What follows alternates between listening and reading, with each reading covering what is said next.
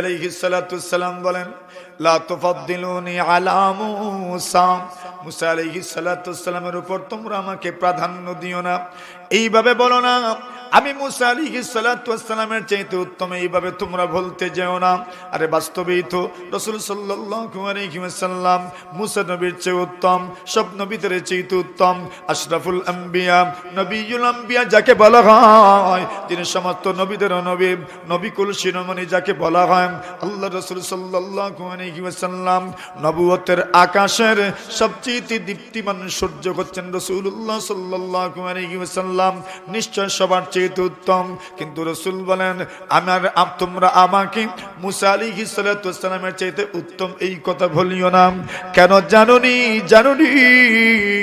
কিয়ামতের কঠিন ময়দানে ইসরাফিল আলাইহিস সালাতু ওয়াসসালাম যখন সিংহায় ফু দিবেন, ফাসাইকা মান ফিস সামাওয়াতি ওয়া মান ফিল আরদ ইল্লা মান শা আল্লাহ, আসমানে যারা আছে জমিনে যারা আছে সবাই বেহুশ হয়ে যাবে। ফাফাজিআ মান ফিস সামাওয়াতি ওয়া মান ফিল আরদ, জমিনে যারা আছে আসমানে যারা আছে সবাই ভীত সন্ত্রস্ত হয়ে যাবে। আল্লাহ রাসূল বলেন কিয়ামতের দিন আমি রাসূল সাল্লাল্লাহু আলাইহি ওয়াসাল্লাম পর্যন্ত বেহুশ হয়ে যাব, আমি রাসূল বেহুশ হয়ে যাব, সব মানুষের সাথে আমিও বেহুশ হয়ে যাব। আল্লাহ রাসূল বলেন তবে একটা কথা, সবার আগে যার হুঁশ ফিরে আসবে সেই ব্যক্তি হব আমি মুহাম্মদ। আর জোরে আচ্ছা এখন বুঝিয়েন কথাটা, হিসাব করেন। আল্লাহ রাসূল সাল্লাল্লাহু আলাইহি ওয়াসাল্লাম বলেন সবার আগে আমার হুঁশ ফিরে আসবে, আমার বুদ্ধি বিবেক ফিরে আসবে। আল্লাহ রাসূল বলেন যখন আমার হুঁশ ফিরবে তখন আমি কি দেখব জানুনি?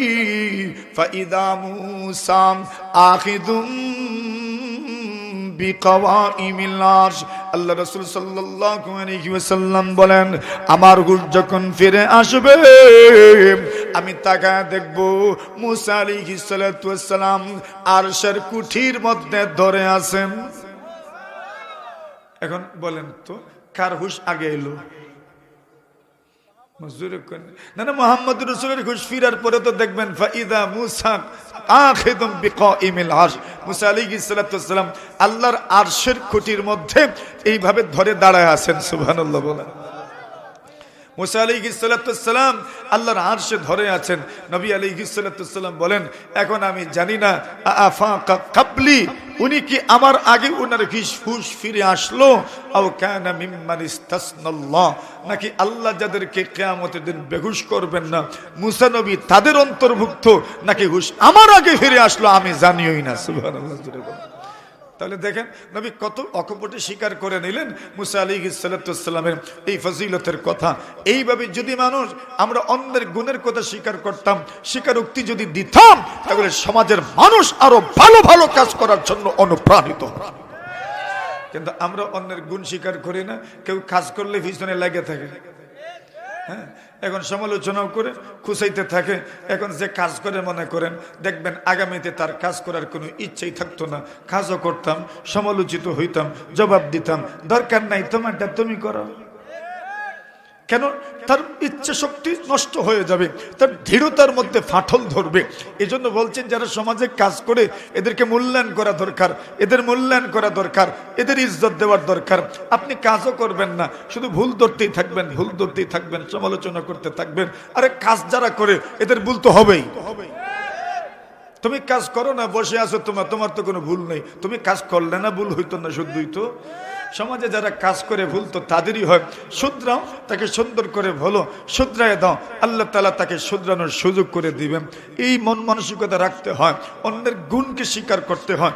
এই দুনিয়াতে কোন মানুষটা আছে যার মধ্যে কোনো গুণ নাই? প্রত্যেকটা মানুষের কোনো না কোনো গুণ আছে। যেই গুণের কারণে আমার চাইতে সে উত্তম, যেই গুণের কারণে আমার চাইতে সে উত্তম, তার চাইতে অন্যজন উত্তম, এর চাইতে অন্যজন উত্তম। কেন? তার মধ্যে কিছু গুণ আছে। আল্লাহ তাআলা দুনিয়াতে কাউকে গুণহীন বানান নাই। প্রত্যেকটা মানুষের মধ্যে আল্লাহ কিছু না কিছু গুণ দান করেছে। আছে না নাই? সময় হইলে ওইটা প্রকাশ পায়, সব সময় প্রকাশ পায় না। সময় হইলে ওই গুণগুলো প্রকাশ পায়। আল্লাহু আকবার। এই দুনিয়াতে কত মানুষের কিছু মানুষ আছে, এরা যদি কোনো কিছু অনুমান করে এটাই বাস্তব হয়। আছে না নাই? আপনি কইবেন দেখবেন এটা কেমন, আপনি বলবেন এটা আমার অনুমান নাই। কিন্তু এই সমাজে কিছু মানুষ আছে এরা যেটা অনুমান করে এটাই হয়।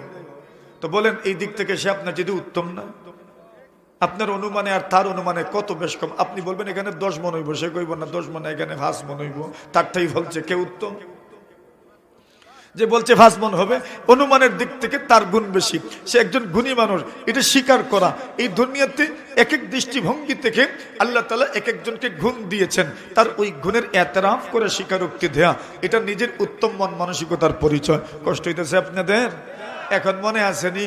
আদ্দাস বলেন, আচ্ছা আপনি কি, রাসূল প্রশ্ন করলেন কে তুমি, মিন আইনা আনতা, তোমার বাড়িটা কোথায়? উনি জবাব দিলেন, আমার নাম হলো আদ্দাস, আনা মিন নিনওয়া মিনাল মৌসিল মিনাল ইরাক, আমি ইরাকের মসুল শহরের অধিবাসী। আমি ইরাক, এই দেশ আমার, মসুল আমার প্রদেশ, নিনওয়া হইল আমার গ্রাম। এবার আল্লাহর রাসূল তো যা বুঝার বুঝে নিলেন, এই গ্রামেই তো কোন নবী এসেছিলেন? ইউনুস নবী। কোন নবী? জোরে কোন? ইউনুস নবী আলাইহিস সালাতু ওয়াস সালাম ওই গ্রামেই এসেছিলেন। এখন আদ্দাসের মনে হইল রাসূল যখন আমাকে প্রশ্ন করেছেন, তাহলে বুঝা গেল রাসূল ফ্রি মানুষ। সুবহানাল্লাহ। রাসূল কি মানুষ? ফ্রি মানুষ, কোনো মাইন্ড করেন না। রাসূল সহজ সরল মানুষ, সবার সাথে সুন্দর আচরণ করেন, সবার সাথে হাসি মুখে কথা বলেন, সবার সাথে মিলেন, সবার সাথে মিশেন, এমন গুণ নবীজির আছে। সুবহানাল্লাহ বলেন। এই সমাজে আমরা কেউ কেউ আছি, মোটামুটি কিছু একটা বড় হয়ে গেলে আচ্ছা এখন আর সবার সাথে মিশতে চায় না। আমি যে বড় হইলাম, বড় বানাইলো কে আমারে? আচ্ছা আল্লাহ তো বানাইছেন বুঝলাম, আল্লাহ বানাইছেন আমারে বড়, আমি যে বড় এই গুণের স্বীকারোক্তি করলো কারা? মানুষই তো, এরাই তো আমারে বড় মানে। এখন এদের সাথে যদি আমার আচরণ ঠিক থাকে না, আচ্ছা বলেন তো আমি কি আর বড় রইলাম? মানে ছোট হইলাম আরো, ছোট হইলাম আরো কেন? যারা আমাকে বড় মানে, যারা আমাকে শ্রদ্ধা করে, যারা আমাকে মহব্বত করে, তাদের সাথেই যদি আমার আচরণ সুন্দর না হয়, তাদের সাথেই যদি আমার ব্যবহারটা সুন্দর না হয়, তাহলে আমি বড় কার কাছে? কথা বুঝেন নাই আপনারা? বুঝছেন নি কথা? আমি বড় তো আপনার কাছে। কেন? আপনি আমাকে সম্মান করেন, আপনি আমাকে ইজ্জত করেন, আপনি আমাকে রাস্তা দিয়ে হাঁটতে দেখলে আপনি সাইডে দাঁড়ায় থাকেন, সালাম করেন, মুসাফা করেন, আপনি আমাকে মেহমানদারি করতে চান, কিছু খাওয়াইতে চান, মহব্বত করেন, দোয়া করেন, আপনি বলেন যে আপনাকে আমি দোয়া করি, আপনাকে আমার ভালো লাগে, আপনাকে আমার পছন্দ লাগে। আরে তো মহব্বত তো আমার তোমার অন্তরে আছে, তো আমি তো তোমাকে দিয়েই, তোমাকে দিয়েই তো আমি। এখন আমি যদি তোমার সাথে ব্যবহারটাই খারাপ করে ফেলি, তো আর আমি রইলাম কই? বুঝাইতে পারছি নি আমি? তাহলে সমাজের মানুষকে দিয়েই তো আমরা, এদেরকে দিয়েই তো আমি, আপনি সবাই, এরাই তো ইজ্জত করে, এরাই তো সম্মান করে, এরাই তো মহব্বত করে। তো এদের সাথে আচরণ কেমন হইতো? সুন্দর না খারাপ? আল্লাহ রাসূল সাল্লাল্লাহু আলাইহি ওয়াসাল্লাম প্রশ্ন করলেন, আদ্দা তোমার নাম কি? আল্লাহর বান্দা বলে, আমার নাম কইল আদ্দাস, আমার গ্রাম কইল নিনওয়া, আমি গোলাম মসুলের অধিবাসী। আল্লাহর পয়গম্বরকে আদ্দাস বলেন, ওগো মুহাম্মদ, আপনাকে একটা প্রশ্ন করতে চাই। এত সাহস আমার কেমনে হলো? আমি আপনাকে প্রশ্ন করব, এত সাহস আমি কেমনে পাইলাম? যেহেতু আপনি আমাকে প্রশ্ন করেছেন, আমার সঙ্গে আপনি কথা বলেছেন, এত বড় মানুষ, সত্যি যদি আপনি রাসূল হন, আপনার বড়ত্বের তো কোনো শেষ নাই, আপনার আজমতের কোনো শেষ নাই, আপনার সম্মানের কোনো শেষ নাই, আপনার মর্যাদার কোনো শেষ নাই। এরপরও আপনি আমার সাথে কথা বলছেন, এত সুন্দর করে কথা বলছেন। আমি কোন গ্রামের মানুষ তাও আমাকে জিজ্ঞাসা করছেন, আমার প্রফেশন কি তাও আপনি আমাকে জিজ্ঞাসা করছেন। আমি সাহস পেলাম, এই জন্য আপনাকে প্রশ্ন করতে চাই, মা জান্নুকা বিয়ুনুস ইবনে মাত্তাম, আমাদের শহরে, আমাদের গ্রামে একজন নবী এসেছিলেন, ওনার নাম হলো ইউনুস। আমি আপনাকে প্রশ্ন করি, ইউনুস আলাইহিস সালাতু ওয়াস সালাম সম্পর্কে আপনার ধারণা কি? ওনার ব্যাপারে আপনার মতামত কি? ওনার ব্যাপারে আপনার মতামতটা শুনতে চাই। আল্লাহ রাসূল জবাব দিলেন, হুয়া আখি কানা নাবিয়ান ওয়া আনা নাবিয়ুন। আরে আদ্দাস, ইউনুস হচ্ছেন আমার ভাই, উনিও নবী ছিলেন, আমি মুহাম্মদ আল্লাহর নবী। জবাব হইছে নি? উনি নবী ছিলেন, উনি আমার ভাই, নবী ছিলেন, আমিও আল্লাহর রাসূল। আদ্দাস বলেন, আমার উত্তর পেয়ে গেছি। আমি যেই জন্য জিজ্ঞাসা করেছিলাম, ওই বিষয়টা আমার বোধগম্য হয়ে গেছে, আমি উপলব্ধি করতে পেরেছি, আমার ইয়াকিন হয়ে গেছে, আমার বিশ্বাস হয়ে গেছে, আমার আস্থা এসে গেছে। ওগো মুহাম্মদ, আর দেরি করতে চাই না, এই মুহূর্তে আপনার হাতে হাত রেখে আমি ইসলামের কালিমা পড়ে মুসলমান হয়ে যেতে চাই। আচ্ছা নবী তো দাওয়াত দিলেন, তায়েফের ময়দানে দাওয়াত দিলেন, বেঈমানরা রাসূলকে কষ্ট দিল, ছোট্টরাও কষ্ট দিল, বড়রাও কষ্ট দিল। নবীজি মনক্ষুণ্ণ হন নাই, মনটা দুর্বল করেন নাই, গাবড়ে যান নাই। পয়গম্বর আলাইহিস সালাতু ওয়াস সালাম নিরাশ হয়ে যান নাই। আল্লাহ রাসূল নিজের চোখে দেখলেন, একবারে হাতে নাতে পেয়ে গেলেন। দাওয়াত দিলাম এক জায়গায়, আল্লাহ পরওয়ারদিগারে আলম দাওয়াতের ফল ধরাইলেন আরেক জায়গায়। কথা বলেন ঠিক কিনা? এক জায়গায় দাওয়াত দিবেন, ফল ধরবো আরেক জায়গায়। একজনকে উদ্দেশ্য করে কিছু বলবেন, দেখবেন মধ্যখান দিয়ে আরেক ব্যক্তির হিদায়াত হয়ে গেছে। কথা কন? ওয়াজ করবেন একজনকে, দেখবেন মাঝখান দিয়া হেদায়েত হয়ে যায় আরেকজনের। সুবহানাল্লাহি ওয়া বিহামদিহি। এইভাবে আল্লাহ তাআলা কাকে কোন সময় কিভাবে আপনার হিদায়াত দিবেন ওইটা কেউ টের পাবে না। রাসূলুল্লাহ সাল্লাল্লাহু আলাইহি ওয়াসাল্লাম, আল্লাহু আকবার, ওই ঘটনা তো আপনারা শুনে থাকবেন। আমি ছোট্টভাবে বলছি, রাসূল করিম সাল্লাল্লাহু আলাইহি ওয়াসাল্লাম এর কাছে একজন বেদুইন বসা, একজন বেদুইন নবী আলাইহিস সালাতু ওয়াসসালামের কাছে বসা। লোকটা তখনও মুসলমান হয় নাই। এমন সময় নবী আকরাম সাল্লাল্লাহু আলাইহি ওয়াসাল্লামের খেদমতে এক সাহাবী আসলেন আর বললেন, ইয়া রাসূলুল্লাহ, সকাল থেকে আমি আমার সন্তানটাকে খুঁজে পাচ্ছি না। এখন খবর পেয়েছি আমার সন্তানটা নাকি বাহিরে এক জায়গায় আছে, আমি তাকে নিয়ে আসতে চাই। রাসূল বলেন, যাও, বাবা হিসাবে তোমার সন্তানকে তুমি নিয়ে আসো। তবে যখন তোমার সন্তানকে পাবে, দীর্ঘ সময় পরে তোমার সন্তানের সাথে তোমার সাক্ষাৎ হচ্ছে, তুমি তোমার সন্তানকে চুমা দিবে না। সুবহানাল্লাহ বলে। আচ্ছা কোন চাই সন্তান রে মোটামুটি 1 ঘন্টা পরে দেখা হইলেই সুমা একটা দেওয়া লাগেনি না? মাথুন আপনারা মহব্বত আসেনি সন্তানের জন্য? নবী আলাইহিস সালাতু ওয়াস সালামের কাছে আরাবিরা আসলেন, বেদুনরা আসলেন, গ্রাম্য মানুষেরা আসলেন। আসার পরে বলেন, তোমরা কি তোমাদের সন্তানদেরকে চুমু দাও? আল্লাহর হাবিব সাল্লাল্লাহু আলাইহি ওয়াসাল্লাম বলেন, হ্যাঁ। সাহাবায়ে কেরাম জবাব দেন, হ্যাঁ, আমরা আমাদের সন্তানদেরকে চুমা দিই। নুকাব্বিলু সুবিয়ানানা, আমরা আমাদের সন্তানদেরকে চুমা দিই। আরবি বলেন, আমরা তো আমাদের সন্তানদেরকে চুমাই দেই না। আল্লাহ রাসূল সাল্লাল্লাহু আলাইহি ওয়াসাল্লাম বলেন, আল্লাহ যদি কারো অন্তর থেকে দয়া মায়া উঠায় নেন তো আমার কি করার আছে? সুবহানাল্লাহ বলেন। আল্লাহ যদি কারো অন্তর থেকে দয়া মায়া উঠায় নেন তো আমার কি করার আছে? মানে কি? দয়া মায়া না থাকলে তুমি কেমনে চুমা দিবা? দয়া মায়া থাকলে না তুমি চুমা দিবা। এখন নবী চুমা দেন, সাহাবায়ে কেরাম তাদের সন্তানদেরকে চুমা দিতে থাকেন, মায়া মহব্বত করেন। উনি বলেন, ইয়া রাসূলুল্লাহ, এতক্ষণ পরে আমার সন্তানের সাথে সাক্ষাৎ হবে, আমি চুমু দিব না কেন ইয়া রাসূলুল্লাহ? নবী বললেন, তুমি যখন তোমার সন্তানটাকে চুমু দিবে ওই সময় এখানে এমন সন্তানও থাকতে পারে যার বাবা নাই। কি না? বুঝছেন? এখন তুমি তোমার সন্তানকে চুমা দিচ্ছ, ওই সন্তানটা যখন দেখবে, আরে আমার সাথীর বাবা তারে চুমা দিচ্ছে, আমারও যদি বাবা থাকতেন তবে আমারও হয়তো এইভাবে চুমা দিতেন না? রাসূল বলেন, তার মনে কষ্ট হবে। অথবা তার বাবা ছিলেন, বাবার আদর পেয়েছে, সোহাগ পেয়েছে, স্নেহ পেয়েছে, মমতা পেয়েছে, হঠাৎ করে বাবা দুনিয়া থেকে চলে গেলেন, বাবা কি দুনিয়াতে আর খুঁজে পায় না।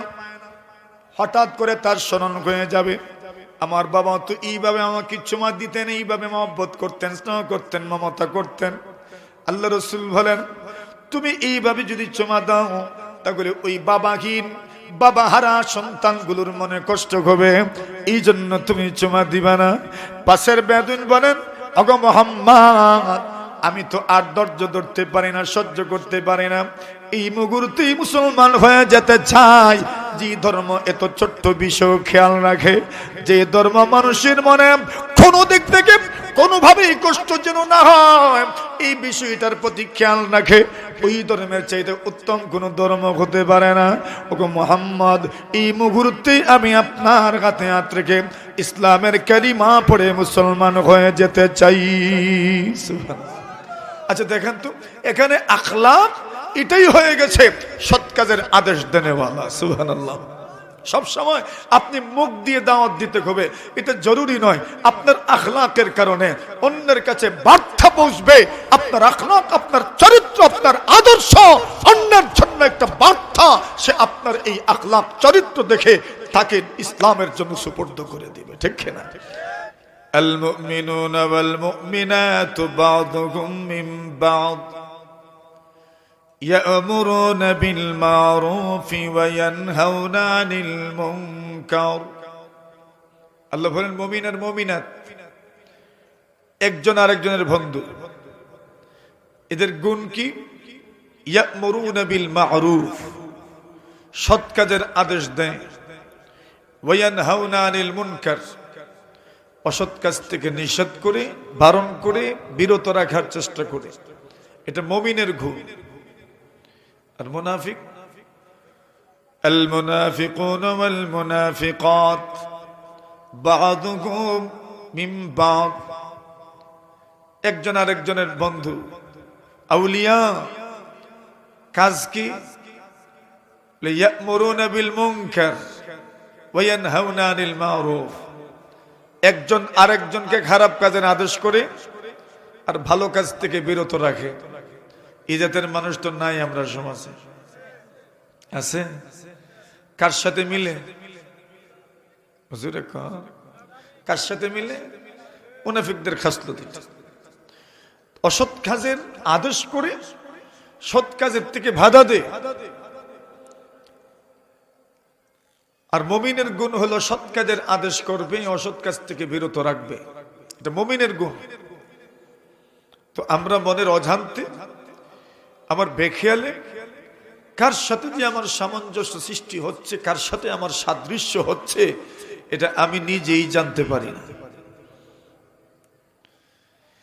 দাওয়াত তাবলীগ যেখানেই আছে, যেখানেই সৎ কাজের আদেশ আছে, অসৎ কাজের নিষেধ আছে, এখানেই বরকত আছে, রহমত আছে। অনেক সময় নিরাশ হয়ে যায় মানুষ, আমরাও নিরাশ হয়ে যাই। কত করে বলি, মানুষ বুঝে না। নিরাশ হওয়ার দরকার নাই, সবাই যে বুঝে নিবে এমন না। একজন যদি প্রস্তুত হয়ে যায়, তৈরি হয়ে যায়, এটাই দাওয়াতের সফলতা। কথা কন, এটাই সফলতা। আপনার কথায় যে সবাই হেদায়েত প্রাপ্ত হয়ে যাবে, সঠিক পথের পথিক হয়ে যাবে, এটা জরুরি নয়। হয়ে গেলে তো আলহামদুলিল্লাহ। আল্লাহ পাক অনেক মানুষকে এই সুযোগ দেন। যদি হয় না, নিরাশ হইয়েন না। আপনার দাওয়াত একদিন না একদিন ফল ধরবেই ধরবে, ঠিক কিনা? কেন? আপনি ইখলাসের সাথে দাওয়াত দিয়েছেন। এই দুনিয়াতে কত মানুষ আছে, রাসূলুল্লাহ সাল্লাল্লাহু আলাইহি ওয়াসাল্লাম দাওয়াত দিতেন। দাওয়াতের ফল দেখা গেছে, যাকে দাওয়াত দিয়েছেন সে ঈমান আনে নাই, কিন্তু যাকে দাওয়াত দেন নাই তার ভিতরে ঈমানের স্ফুলিঙ্গ আল্লাহ তাআলা জ্বালায়া দিয়েছেন। রাসূলুল্লাহ সাল্লাল্লাহু আলাইহি ওয়াসাল্লাম তায়েফ গেলেন দাওয়াত দেওয়ার জন্য। তায়েফে যাওয়ার পরে রাসূলুল্লাহ সাল্লাল্লাহু আলাইহি ওয়াসাল্লামের ওপর তারা যেন হামলে পড়লো, ঝাঁপিয়ে পড়লো। রাসূলুল্লাহ সাল্লাল্লাহু আলাইহি ওয়াসাল্লামের শরীরে পাথরের আঘাতে আঘাতে পুরোটা শরীর রক্তাক্ত করে ফেলল। कर दिया जंग उहद में मुस्तफा दंदा शहीद, कर दिया जंग उहद में मुस्तफा दंदा शहीद, ये खिलाफत ये शरीयत हमको मिलने के लिए, ये खिलाफत ये शरीयत हमको मिलने के लिए। নবী তায়েফে এরা পাথর দিয়ে আঘাত করে, যে নবীর শরীরে কেউ ফুলের টোকা দিতেও সাহস করে না, যেই নবীর শরীরে মশাও বসে না, মাছিও বসে না। আল্লাহ চাইলে নবী আলাইহিস সালাতু ওয়াস সালামের কোনো কষ্ট হওয়ার কথা নয়, কিন্তু আল্লাহ পাক নবীজি আলাইহিস সালাতু ওয়াস সালামকে এমন একটা পরিস্থিতির সম্মুখীন করলেন, এমন একটা পরিবেশের সম্মুখীন করলেন, আপনি কষ্ট করেন। দাওয়াতের ময়দান কষ্টের ময়দান, দাওয়াতের ময়দান বড় কষ্টের ময়দান। দাওয়াতের ময়দান এমন একটা স্পর্শকাতর ময়দান, যে ময়দানে যে নামবে তাকে কষ্ট করতেই হবে। নিজের মানুষ, পরের মানুষ সবার নিশানা হয়ে যায়। কেউ টিকা মারে, কেউ টিপ্পনি মারে, বিদ্রুপাত্মক ভাবে তার দিকে তাকায়, বিদ্রুপ করে, তাকে নিয়ে ঠাট্টা করে মস্করা করে আল্লাহ জানায় দেন নবীজি, আমি আল্লাহ যদি চাইতাম তবে আপনাকে মক্কা থেকেও বের করতাম না, কিন্তু আমি আল্লাহ পরমার্দিগারে আলম চাই আপনিও বুঝান, আপনার পরবর্তীতে যারা দুনিয়ার জমিনে আসবে তারাও যেন অনুভব করতে পারে দাওয়াতের ময়দান এমন পিচ্ছিল ময়দান, আপনাকে কষ্ট করি দাওয়াতের কাজ আঞ্জাম দিতে হবে, ঠিক কিনা? আরে রাসূলুল্লাহ সাল্লাল্লাহু আলাইহি ওয়াসাল্লাম তায়েফের ময়দানে দাওয়াত দিচ্ছেন, এরা তো নবীজির উপর পাথর নিক্ষেপ করেছে, পুরোটা শরীর রাসূল সাল্লাল্লাহু আলাইহি ওয়াসাল্লামের রক্তাক্ত। উতবা আর শায়বা নবী আকরাম সাল্লাল্লাহু আলাইহি ওয়াসাল্লামের বংশসূত্রে আত্মীয়, এদের বাগান তায়েফে। কোথায়? তায়েফ। যারা আরবে ছিলেন, বিশেষ করে সৌদি আরব, এরা জানেন তায়েফ এখনো ফল ফসলের জন্য বিখ্যাত। তায়েফে সবকিছু আছে আলহামদুলিল্লাহ। রাসূল সাল্লাল্লাহু আলাইহি ওয়াসাল্লামের এই কষ্ট দেখে, রাসূলকে আক্রান্ত হতে দেখে, আঘাতপ্রাপ্ত হতে দেখে, আঘাতে আঘাতে রাসূল সাল্লাল্লাহু আলাইহি ওয়াসাল্লামের পুরোটা শরীর ক্ষত বিক্ষত। এমন পরিস্থিতিতে আত্মীয় উতবা শায়বা এদের মনে হলো, আরে মুহাম্মদকে কমপক্ষে এই মুসিবতের সময় একটু সহযোগিতা করা দরকার। সুবহানাল্লাহ। আল্লাহ জানায় দেন নবী আলাইহিস সালাতু ওয়াস সালাম, মনে রাখবেন আল্লাহ পরমার্দিগারে আলম অনেক মানুষের মাধ্যমে তার দ্বীনকে সাহায্য করবেন, যে মানুষগুলো বেঈমান, কিন্তু এরপরেও তাদের মাধ্যমে আল্লাহর দ্বীনের সহযোগিতা হয়। ইন্নাল্লাহা লা ইউআইয়িদু হাযাদ দ্বীন বির-রাজুলিল ফাজির। আল্লাহ পরমার্দিগারে আলম অনেক সময় এমন মানুষকে দ্বীনের ফায়দা নেন, দ্বীনের উপকার হয়, যে মানুষগুলো বাস্তবে জাহান্নামী, কিন্তু জাহান্নামী হওয়ার পরেও আল্লাহ তার মাধ্যমে ইসলামের ফায়দা নেন, আল্লাহ তার মাধ্যমে ইসলামের উপকার করেন। রাসূলুল্লাহ সাল্লাল্লাহু আলাইহি ওয়াসাল্লামকে দুইজন বলেন, ওগো মুহাম্মদ, চলেন না আমাদের বাগানে, আমরা আপনার একটু সেবা করতে চাই। রাসূলুল্লাহ সাল্লাল্লাহু আলাইহি ওয়াসাল্লাম বাগানে চলে গেলেন। আল্লাহু আকবার। এবার উতবার শায়বা বাগানের খাদিমকে সম্বোধন করে বলেন, মুহাম্মদ বংশীয় সূত্রে আমাদের আত্মীয়, মুহাম্মদের সেবা করো, মুহাম্মদের খেদমত করো, মুহাম্মদের আপ্যায়ন করো, মুহাম্মদের মেহমানদারি করো। বাগানের ভিতরে মেহমানদারির কোনো অভাব নাই। এবার খেজুর, সুন্দর করে খেজুরগুলো পেড়ে একটা পাত্রের মধ্যে রেখে মুহাম্মদ সাল্লাল্লাহু আলাইহি ওয়াসাল্লামের সামনে পেশ করা হলো। খাদেম, নাম হলো আদ্দাজ, খাদেম মুহাম্মদ সাল্লাল্লাহু আলাইহি ওয়াসাল্লামকে সম্বোধন করে বলেন, ওগো মুহাম্মদ, কুল বিসমিল্লাহ, আল্লাহর নামে খাবার শুরু করেন। কার নামে? মুসলমান খায় কার নামে? বলেন, জুড়ে বলেন, কার নামে? কুল বিসমিল্লাহ ওয়া কুল বিয়ামিনিকা ওয়া কুল মিম্মা ইয়ালিকা। ডান হাতে খাবার খাও, সামন থেকে খাও, আল্লাহর নামে খাবার খাও। এখন রাসূল সাল্লাল্লাহু আলাইহি ওয়াসাল্লামকে ওই বাগানের খাদিম বলছে, ইয়া মুহাম্মদ, কুল বিসমিল্লাহ, আল্লাহর নামে খাবার শুরু করেন। রাসূল বলেন, আশ্চর্য একটা কথা, তায়েফের মানুষ আল্লাহ চিনে না, রাসূল চিনে না, আল্লাহকে, এটা আল্লাহর মারিফত তাদের অন্তরে নাই। এই লোকটা আল্লাহ চিনলো কেমনে? তার মুখ দিয়ে কি বের হয়েছে? কুল বিসমিল্লাহ, আল্লাহর নামে খাবার শুরু করো। রাসূল তাকে জিজ্ঞাসা করলেন, আরে ভাই, তুমি যে বললা আল্লাহর নামে খাবার শুরু করো, তায়েফের মানুষ পাথরের পর পাথর আমার উপর নিক্ষেপ করছে, বড়রাও শারারত করছে, দুষ্টামি করছে, ছোটদেরকে লেলিয়ে দিয়েছে, ছোটরা পর্যন্ত আমার উপর পাথরের পর পাথর নিক্ষেপ করছেই, কিন্তু এখানে কেউ তো ইসলাম কবুল করার জন্য প্রস্তুত নয়, আল্লাহ চেনার জন্য কেউ প্রস্তুত নয়। তুমি একা, কে তুমি যে তুমি আমাকে বললে আল্লাহর নামে খাবার শুরু করেন? তোমার পরিচয়টা আমি জানতে চাই, বাড়িটা কোথায় তোমার? আল্লাহর রাসূলকে আদ্দাস বলেন, আমাকে চিনবেন না, আমি বাস্তবেই এই মক্কা জমিনের মানুষ নয়, আমার বাড়ি হচ্ছে ইরাকের মসুল শহরের নিনুয়া গ্রামে। সুবহানাল্লাহ। এই গ্রামে, মানে গ্রাম, যে গ্রামে আল্লাহর নবী ইউনূস আলাইহিস সালাতু ওয়াস সালামের আবির্ভাব হয়েছে। কার আবির্ভাব? ইউনূস নবী। কোন নবী? বলেন, কোন নবী? ইউনূস নবী। আল্লাহ রাসূল সাল্লাল্লাহু আলাইহি ওয়াসাল্লাম বলেন, আমাকে তোমরা নবীদের উপর এমন প্রাধান্য দিও না। রাসূল বলছেন, আমার সম্মান মর্যাদা বাড়াতে বাড়াতে ইউনূস ইবনে মাত্তা থেকে আমি উত্তম, এই কথা ভুলিও না। ইউনূস ইবনে মাত্তা, আল্লাহ তাআলা ওনাকে এক দিক দিয়ে মর্যাদা দান করেছেন। সুবহানাল্লাহ বলেন। দুনিয়াতে সব যে একদিক থেকে উত্তম হয়ে যাবে এমন নয়, কাউকে আল্লাহ সব গুণ দিবেন এমন নয়। কোনো এক গুণে একজন উত্তম, কোনো এক গুণে আরেকজন উত্তম, কোনো এক গুণে আরেকজন উত্তম, কোনো এক গুণে আরেকজন উত্তম। কথা বলেন, এভাবেই তো দুনিয়া। এক এক দৃষ্টিভঙ্গি থেকে এক একজন উত্তম, এক এক দৃষ্টিভঙ্গি থেকে এক একজন উত্তম, এক এক দিক থেকে এক একজন উত্তম। এভাবেই আল্লাহ তার দুনিয়াটাকে সাজাইছেন। সন্তান বাবাকে ফলো করে, মাকে ফলো করে, বড় ভাইকে ফলো করে, বন্ধুকে ফলো করে, বড়দেরকে ফলো করে, মুরব্বীদেরকে যুবকরা ফলো করে। দেখে আমাদের মুরব্বীরা কেমনে চলছেন, আমাদের মুরব্বীদের চালচলনটা কেমন, আমাদের মুরব্বীদের চরিত্রটা কেমন, আমাদের মুরব্বীদের অবস্থাটা কেমন, এদের কথাবার্তা কেমন, এদের মন মানসিকতা কেমন। মুরব্বীদেরকে যুবকরা ফলো করে। আর যুবক যারা আছে এদেরকে, যারা এখনো কিশোর, এরা এদেরকে ফলো করে। তাহলে বোঝা গেল আমিও কিন্তু কোন মানুষের অনুসরণীয় ব্যক্তিত্ব। তো আমারও চলাফেরার ক্ষেত্রে জোরে কোন খেয়াল থাকার দরকার আছে না নাই? আপনি মনে মনে ভাববেন মনে হয় আরে আমি তো আমি হই না, না আপনি তো আপনি নয়, আপনি তো আপনি আসেনি। সাথে সাথে আপনি অন্যের জন্য একজন আদর্শবান ব্যক্তি। আপনাকে আপনার চলাফেরার ক্ষেত্রে আপনাকে অবশ্যই খেয়াল রাখতে হবে।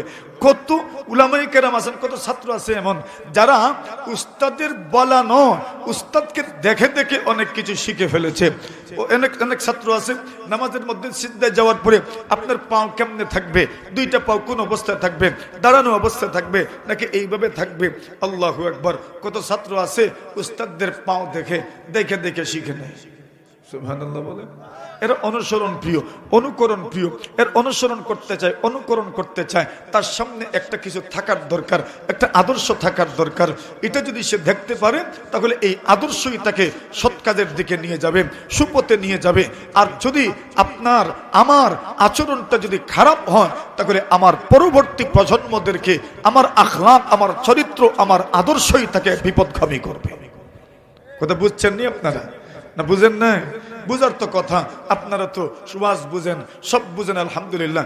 এই পরিমাণ জ্ঞান গরিমা আপনাদের আছে আলহামদুলিল্লাহ বলেন।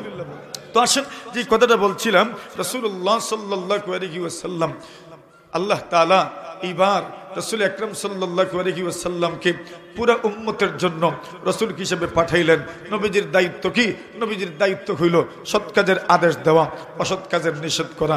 মুমিনের গুণ হইল সৎ কাজের আদেশ দিবে, অসৎ কাজ থেকে বিরত রাখবে। আর মুনাফিকের গুণ হইল সৎ কাজ থেকে বিরত রাখবে, অসৎ কাজের জন্য অনুপ্রাণিত করবে। আসেনি? এখন আমার মধ্যে কোনটা আছে, আপনার মাঝে কোনটা আছে? নিজের হিসাব করার দরকার নেই। না, নিজেরে নিজে সার্ভে করবেন, পারবেন না ইনশাল্লাহ। সার্ভে বুঝেন তো, জমিন মাপা লাগে, আপনি আপনারে মাপেন, আপনারে হিসাব করেন, আপনারে হিসাব করেন, আপনাকে নিয়ন্ত্রণে আনেন। দেখেন তো আপনার আচরণটা কেমন। আপনি কি মানুষকে খারাপ কাজের আদেশ করেন? কুমন্ত্রণা দেওয়া এটা কিসের আদেশ? জোরে কইন আপনারা। কুমন্ত্রণা দেওয়া এটা কি জাত আদেশ? খারাপ আদেশ। কুমন্ত্রণা দেওয়ার লোক নাই মনে হয় সমাজে, না আছে? এখন কুমন্ত্রণা যিনি দিলেন ওনার মধ্যে কার গুণ আছে, মুমিনের না মুনাফিকের? বলেন না, মুমিনের না মুনাফিকের? এজন্য কুমন্ত্রণা দিতে চাইেন না। পুরুষরাও আমরা কুমন্ত্রণা দিব না, নারীরাও আমরা কুমন্ত্রণা দিব না। কুমন্ত্রণা তো অনেক সময় বেশিরভাগ মহিলারা হতে।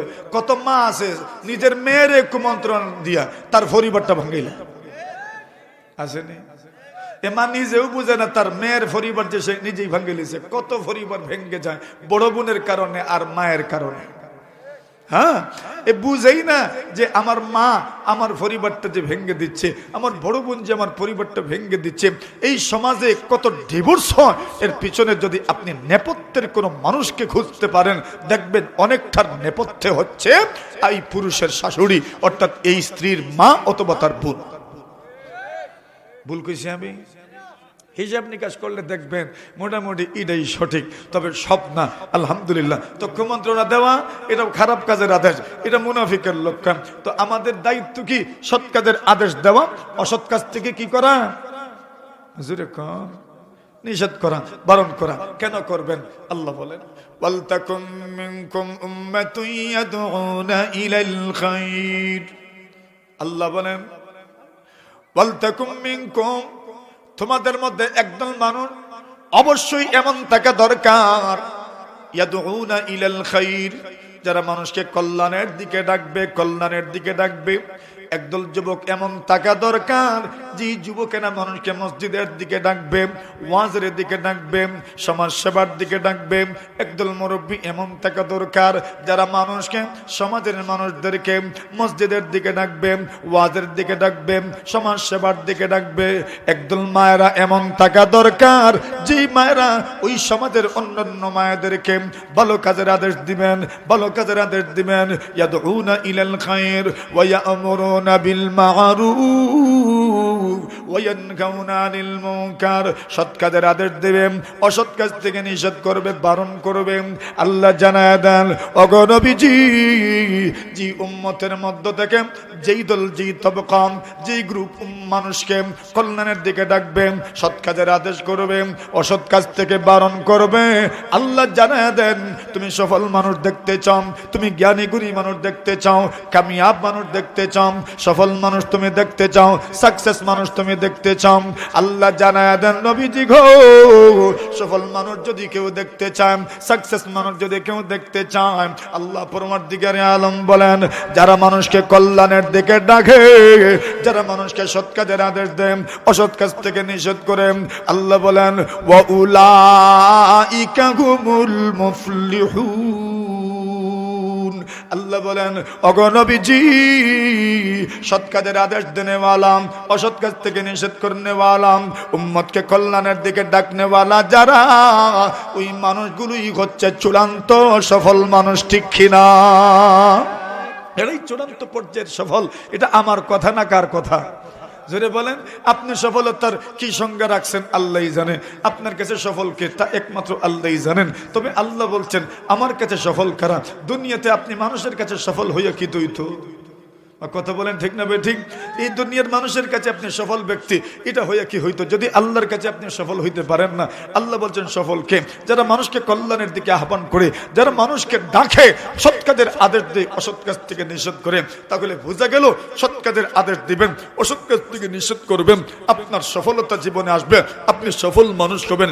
সৎ কাজের আদেশ, অসৎ কাজ থেকে নিষেধ করলে, অসৎ কাজ থেকে বারণ করলে একটা ফায়দা হইল, সফল হওয়া যায়। কি হওয়া যায়? বুঝুরে বলেন, সফল হওয়া যায়। এই কথাটা মনে রাখেন। এবার আসেন আল্লাহ অন্য আয়াতের মধ্যে বলেন, কুনতুম খায়রা উম্মাহ উখরিজাত লিন-নাস তা'মুরুনা বিল মা'রুফ ওয়া তানহাউনা আনিল মুনকার ওয়া তু'মিনুনা বিল্লাহ। আল্লাহ বলেন, কুনতুম খায়রা উম্মাহ, তোমরাই শ্রেষ্ঠ জাতি। সুবহানাল্লাহ, জোরে বলেন। কার কথা? আল্লাহর কথা। কি বলছেন? আপনাদেরকে বলছেন, আমাকে বলছেন, আপনাকে বলছেন, সকলকে বলছেন। কি বলছেন? কুনতুম খায়রা উম্মাহ, তোমরাই শ্রেষ্ঠ জাতি। আরো জোরে। আচ্ছা, আল্লাহ আমাদেরকে শ্রেষ্ঠ জাতি বলছেন, আর সুবহানাল্লাহ বুঝিয়ে তো আসতে। আরো জোরে। আল্লাহ কি বলছেন? তোমরাই শ্রেষ্ঠ জাতি। সুবহানাল্লাহ বলেন। খুশি নি আপনারা? আল্লাহু আকবার বলেন। আরো জোরে, আরো জোরে। সবার জবান খুলে আল্লাহু আকবার। কই হইল না তো? আল্লাহ সবার জবান খুলে দেন, সবাই জবান খুলে জোরে সুরে একবার আল্লাহু আকবার। আল্লাহ বলছেন, কুনতুম খায়রা উম্মাহ, তোমরাই শ্রেষ্ঠ জাতি, তোমরাই শ্রেষ্ঠ জাতি। কেন আমরা শ্রেষ্ঠ জাতি? আল্লাহ এইবার কারণ দর্শাচ্ছেন, কারণ বর্ণনা করছেন। উখরিজাত লিন-নাস, তোমাদের আবির্ভাব হয়েছে মানুষের জন্য। সুবহানাল্লাহ। তোমাদের আবির্ভাব হয়েছে মানুষের জন্য। আচ্ছা, আবির্ভাব তো হয় নবী রাসূলদের, আবির্ভাব তো হয় নবী রাসূলদের, কিন্তু আল্লাহ বলছেন তোমরাই শ্রেষ্ঠ জাতি। কেন? তোমাদেরও আবির্ভাব হয়েছে উম্মাহের জন্য। সুবহানাল্লাহ। আচ্ছা, আমাদের আবির্ভাব মানে? আমাদের আবির্ভাবের অর্থ কি? আমাদেরকে কি দুনিয়াতে পাঠানো হয়েছে? হ্যাঁ, বলছেন হ্যাঁ, আপনাদেরকে দুনিয়াতে পাঠানো হয়েছে। নবী রাসূলদেরকে যেভাবে উম্মতের হিদায়াতের জন্য পাঠানো হয়েছে, এই রাসূলের উম্মতকেও আল্লাহ এই উম্মতের পরবর্তীদের হিদায়াতের জন্য পাঠানো হয়েছে। সুবহানাল্লাহ। কথা বুঝছেন নি? এখন ওই কথাটা একটা ছোট্ট হাদিসের মাধ্যমে আমি আপনাদেরকে বুঝাইয়া দেই যে এই উম্মতের মানুষগুলো এরাও আল্লাহর পক্ষ থেকে প্রেরিত, এদেরকেও পাঠানো হয়েছে। আল্লাহ যেভাবে রসুলকে পাঠিয়েছেন, এই উম্মতের প্রত্যেকটা সদস্যকে আল্লাহ প্রেরণ করেছেন। সুবহানাল্লাহ। কেমনে? এক ঘটনা শুনছেন আপনারা, আমার থেকেই শুনতে পারেন। ওই ঘটনাটা আলোচনার প্রাসঙ্গিকভাবে বোঝার জন্য আপনাদেরকে বলছি। রাসূলুল্লাহ সাল্লাল্লাহু আলাইহি ওয়াসাল্লামের খেদমতে এক সাহাবী উপস্থিত হইলেন, আর উপস্থিত হয়ে রাসূল সাল্লাল্লাহু আলাইহি ওয়াসাল্লামকে প্রশ্ন করলেন, মাতাস সাআতু ইয়া রাসূলুল্লাহ, ওগো নবীজি, কিয়ামত কোন দিন সংঘটিত হইব? সুবহানাল্লাহ। কি প্রশ্ন করছেন? ঘুমাই গেছেন নি আপনারা? না সজাগ আছেন নি? সব সজাগ নিয়ে আপনারা? প্রশ্ন কিতা জোরে কর। মাশাআল্লাহ, ওয়াজ বুঝছেন আলহামদুলিল্লাহ। ওই বললে বুঝা গেল ওয়াজ যে বুঝ হইন। প্রশ্ন কি? কিয়ামত ইজাত প্রশ্ন আপনারা জীবনে কোনো মানুষের করছেন নি? কিয়ামত কোন দিন প্রশ্ন? কত প্রশ্ন করছেন? বলে বান্নি কোন দিন? ইতা প্রশ্ন করছেন। কিয়ামত কোন দিন? ইতা প্রশ্ন করছেন নি কোনদিন? হাখরাত কোন দিন? ইতা প্রশ্ন করছেন নি আপনারা? মাথুন না। এই তো কয়েকদিন আগের থেকেই শুরু হয়েছে। হাকরাত কোন দিন হইব? তা হাকরাত কোন দিন ইজাত প্রশ্ন মানুষে করছে। কিয়ামত কোন দিন ইজাত প্রশ্ন কেউ করছে নি কোনদিন? কেউ করে না। আরে কিয়ামত কোন দিন? কিয়ামতের প্রশ্ন করবা, বোঝা গেছে কিয়ামত সম্পর্কে কেউ জানে মনে হয়, অথবা কিয়ামতের প্রস্তুতি আপনারা আছে মনে হয়। আল্লাহর নবীজির এই সাহাবী বেদুন মানুষ, আরবি মানুষ, সরল সহজ মানুষ, আমরার মতো গ্রাম্য মানুষ। সুবহানাল্লাহ। কোন জায়গার মানুষ? আমরা গ্রামের না। আপনারা তো মোটামুটি শহরের, কোটার কোনা শহরের, আমরা তো আরো বেশি গ্রামের। তো উনি একজন গ্রাম্য মানুষ। নবী আলাইহিস সালাতু ওয়াস সালামকে বলেন, ইয়া রাসূলুল্লাহ, কিয়ামত কোন দিন? সুবহানাল্লাহ, জোরে বলেন। কিয়ামত কোন দিন ইজাতের প্রশ্ন করছেন। কিয়ামত কোন দিন? নবী আকরাম সাল্লাল্লাহু আলাইহি ওয়াসাল্লাম বলেন, ওয়ামা আদাত লাহা, কিয়ামত কোন দিন এই প্রশ্ন করো, বুঝা গেছে তোমার কিয়ামতের প্রস্তুতি আছে মনে হয়। আরে ওয়ামা আদাত লাহা, কিয়ামতের জন্য তুমি কি প্রস্তুতি গ্রহণ করেছো? নবীর সাহাবী একদম সরল সহজ ছিলেন। উনি বলেন, ইয়া রাসূলুল্লাহ, তেমন নফল নামাজ, তেমন নফল রোজা কিচ্ছুই তো আমার নাই, তবে একটা আছে, আল্লাহ এবং তার রাসূলকে ভালোবাসি। আল্লাহ রাসূল বলেন, তত মূলটাই ধরছো তুমি। সুবহানাল্লাহ বলেন। ইন্নাকা মা'a মান আহবাবতা, যার সঙ্গে তোমার মহব্বত তার সঙ্গে তুমি থাকবে। বেঈমানের সঙ্গে যদি তোমার মহব্বত থাকে জাহান্নামী হবে, ঈমানদারের সাথে যদি মহব্বত থাকে জান্নাতি হবে। নবী রাসূলকে যদি মহব্বত করো, সাহাবীদেরকে যদি মহব্বত করো, আলেমকে যদি মহব্বত করো, তার সঙ্গেই তুমি জান্নাতি হবে। আর যদি ফাসিক ফুজ্জার বেঈমানকে তুমি মহব্বত করো, তাহলে অপেক্ষায় থাকেন ডাইনে না বাউবে মাতুন না আপনারা। ওয়া আসহাবুল শিমালি মা আসহাবুল শিমাল, এরা বামপন্থী, বামে যাইবেন। আরে ভাই, রাসূল সাল্লাল্লাহু আলাইহি ওয়াসাল্লামের সাহাবী আনাস ইবনে মালিক এই হাদিস বর্ণনা করেছেন। খুব মনোযোগ দিয়ে আমার ওই কথাটা শুনিয়েন, বুঝিয়েন কি বলছেন আনাস ইবনে মালিক রাদিয়াল্লাহু তাআলা আনহু। আনাস ইবনে মালিক বলেন, ফামা ফারিহনা বিশাইইন বাদাল ইসলামি ফারহানা বিকাউলিন নবী সাল্লাল্লাহু আলাইহি ওয়াসাল্লাম, ইন্নাকা মা'a মান আহবাবতা। আনাস ইবনে মালিক বলেন, নবীজি যত কথা জীবনে বলেছেন, আর আমি নবীর জবান থেকে যত কথা আমি শুনেছি, ইসলাম গ্রহণ করার পরে, এই কথা শোনার পরে যে পরিমাণ আনন্দিত হয়েছি, অন্য কথা শুনে এত আনন্দিত হই নাই। কোন কথা? যার সঙ্গে তোমার মহব্বত, তার সঙ্গে তোমার হাসর, ওই কথাটা শুনে আমি এত আনন্দিত হয়েছি, অন্য কোনো কথা শুনে এত আনন্দিত হই নাই। এখন কেন? উনি এবার কারণ দর্শাচ্ছেন। ফা ইন্নী উহিব্বু রাসূলুল্লাহ ওয়া আবু বকর ওয়া ওমর। আল্লাহর নবীর সাহাবী আনাস বলেন, আরে আমি কেন আনন্দিত হলাম? আমি তো আল্লাহর রাসূলকে মহব্বত করি, আবু বকরকে মহব্বত করি, ওমরকে মহব্বত করি। আল্লাহু আকবার, জোরে বলেন। বুঝেন নাই? আনাস বলছেন, নবীর সাহাবী বলছেন, আরে আমি নয়, আপনি নয়, শাহ ওয়ালিউল্লাহ মুহাদ্দিস দেখলো ইয়ে বলছেন না, শাহ আব্দুল আজিজ মুহাদ্দিস দেখলো ই বলছেন না, হুসাইন আহমদ মদিনা ওয়ারাল্লাহু মারকাদু বলছেন না, আনোয়ার শাহ কাশ্মীরি বলছেন না, কাসিম নানতুই বলছেন না, ইমামে আবু হানিফা বলছেন না, ইমাম সুলাইমান বলছেন না, ইমাম মুহাম্মদ বলছেন না, ইব্রাহিম নাখি বলছেন না, আসওয়াদ ইবনে ইয়াজিদ বলছেন না, আলকামা বলছেন না, আব্দুল্লাহ ইবনে মাসউদের সমপর্যায়ের সাহাবী আনাস ইবনে মালিক রাদিয়াল্লাহু তাআলা আনহু বলেন, এই কথাটা শোনার পরে এত আনন্দিত হইলাম কেন জানুনি? ফা ইন্নী উহিব্বু রাসূলুল্লাহ, আল্লাহ রাসূল বলেছেন, যার সঙ্গে তোমার মহব্বত তার সঙ্গে তোমার হাসর।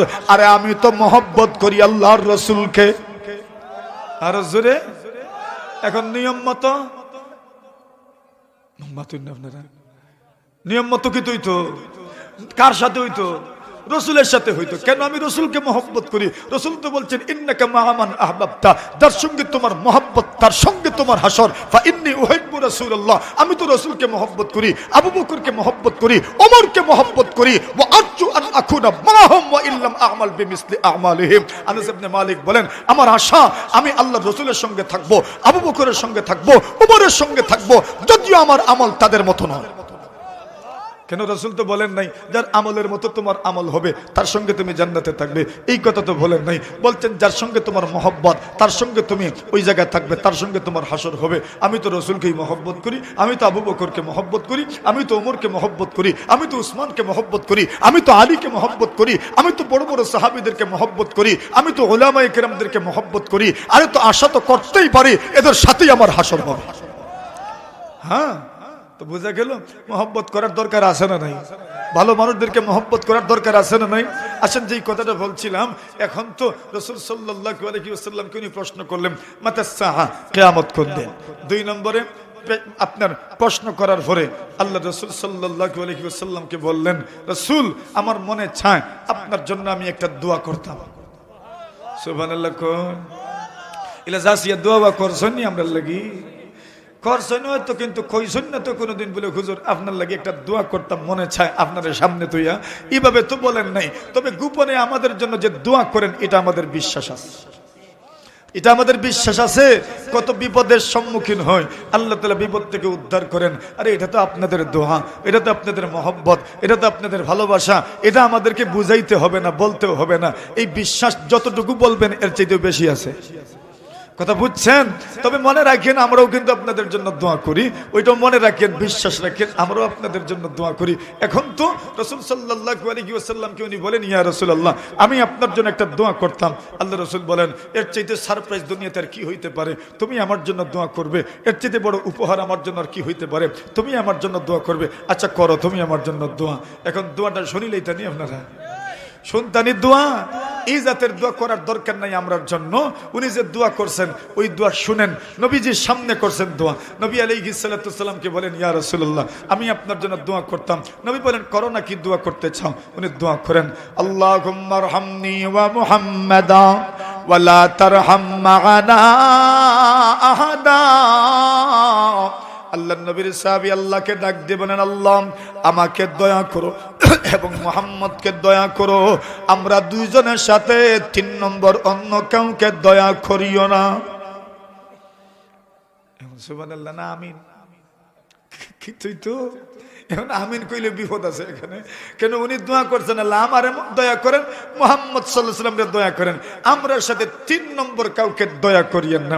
আল্লাহ রাসূল বলেন, তুমি থামো তো দেখি একবার। সুবহানাল্লাহ। থামাইলেন আর থামায় বললেন, লাকাত তাহাজ্জারতা ওয়াসিহা, তোমার কাছে মনে হয়েছে আল্লাহর রহমতের ভান্ডার ছুড়ো মনে হয়, তোমার কাছে মনে হয়েছে রহমতের ডেক মনে হয় ছুটো। এখন আমারেও দেওয়ার পরে তোমারেও দিলে যদি তৃতীয় আরেকজনকে দেন তো 3 ভাগই জীব, মনে হয় তোমার ভাগে আর আমার ভাগে কম পড়বে। না না, তোমার ভাগে আমার ভাগে কম পড়বে না। আল্লাহ যদি তার দয়া গুণে সারা দুনিয়ার মানুষকে মাফ করে দেন, এরপর আল্লাহর রহমত থেকে সামান্য কমবে না। রাসূল বলেন, লাকাত তাহাজ্জারতা ওয়াসিআ, এইভাবে দোয়া করে না, দোয়া করে আমভাবে দোয়া করে। আর এই দুনিয়াতে ইমাম সাহেবানরা সব মুক্তদির জন্য দোয়া করে, আর মুক্তদিরা ইমাম সাহেবের পিছনে লাগাল থাকে। মাতুন না আপনারা? ইমাম সাহেবরা দোয়াতে সবার জন্য দোয়া করে, আল্লাহ আমাদেরকে মাফ করো, মুসল্লিদেরকে মাফ করো, এদের হায়াতে বরকত দাও, রিজেকে বরকত দাও। হাবি গোষ্ঠীর জন্য দোয়া করে, মুর্দার জন্য দোয়া করে, জিন্দার জন্য দোয়া করে, যেটা মাত্র দুনিয়াতে আইছে এটার জন্য দোয়া করে, আর যার এক ফাও কবরে এর জন্য দোয়া করে, সবার জন্য দোয়া করে। আর মুসল্লি যারা আছে এরা খালি ইমাম সাহেবের পিছনে থাকে। আছে নিজেদের মুসল্লি, হ্যাঁ, এর আস্থা জীবন মানুষের পিছনে থাকছে, সারা জীবন ওই পিছেই থাকবো, আর আগ্রহীতে পারতো না। এরা জীবনেও আগ্রহীতে পারতো না। কেন? বলে পিছে থাকিয়ে যারা অভ্যাস হয়ে গেছে, এই পিছে যারা মজাই হইতো না। রাসূলুল্লাহ সাল্লাল্লাহু আলাইহি ওয়াসাল্লাম, লা তাত্তাবিউ আওরাতিন নাস, তোমরা মানুষের দোষের পিছনে লেগে থেকো না। কেন? যদি কেউ দুনিয়ার কোন মানুষের দুষ্টচ্ছায় লেগে যায়, অন্যকে সমালোচিত করার জন্য, অন্যকে অপদস্থ করার জন্য যদি তার পিছনে লেগে যায়, মিয়া তুমি খোঁজ রাখিও তোমার পিছনে আল্লাহ পড়ে যাবে। আর আল্লাহ যদি কারো পিছনে পড়ে যান তো রক্ষা আছে আর রক্ষা নাই। এটা আমার কথা না, এটা রাসূলুল্লাহর কথা। এই জন্য মন মেজাজকে ফ্রেশ রাখবেন, মানসিকতাকে ফ্রেশ রাখবেন, কালোকে কালো বলবেন, সাদাকে সাদা বলবেন, পারবেন না ইনশাআল্লাহ। এটা রাখিয়েন। ক্রিমিনালি বুদ্ধি আর ক্রিমিনালি আচরণ এটা কখনোই উচিত নয়। ইজ্জতের আচরণ থেকে দূরে থাকার চেষ্টা করবেন। ক্রিমিনাল যারা হয় এদেরকে মানুষ এত ঘৃণা করে, এত ঘৃণা করে। আল্লাহ রাসূল বলছেন যারা অহংকার করে, ক্রিমিনালি করে, এই মানুষগুলো সমাজের মানুষের চোখে এত ঘৃণিত, এত ঘৃণিত, সবচেয়ে ঘৃণিত নিকৃষ্ট মাখলুকের চাইতে আরো বেশি ঘৃণিত। জানি না আপনাদের কাছে কেমন মনে হয়, তবে আমার কাছে মনে হয় এটা সমাজের সবচেয়ে নিকৃষ্টতম কীট এরা, যারা এমন আচরণ করে, অন্যকে সহ্য করতে পারে না, অন্যের পিছনে সবসময় লেগে থাকে, বেহুদা সমালোচনা করে, চুগলখুরি করে, গীবত করে। এমন মানুষ আমার কাছে মনে হয় এরা সমাজের সবচেয়ে খারাপ মানুষ, কোনো সন্দেহ নাই। কেন?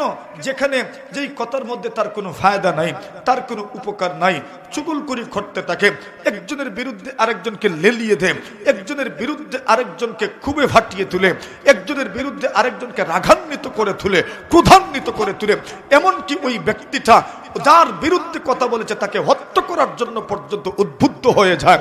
বলুন তো ওই লোকটা আর কিছু হোক না হোক ভালো কোনো মানুষ হইতে পারে? তার ক্যারেক্টারটা, তার চরিত্রটা খুব ভালো হইতে পারে? কখনোই নয়। তার কি ভালো আর কি খারাপ সেটা আমি আর বিবেচনা করছি না। কিন্তু যেই মানুষটা একজনকে আরেকজনের বিরুদ্ধে এমনভাবে লেলিয়ে দিল যে একটা পক্ষ আরেকটা পক্ষকে হত্যা করার জন্য ময়দানে চলে আসে, ভালো হইতে পারে?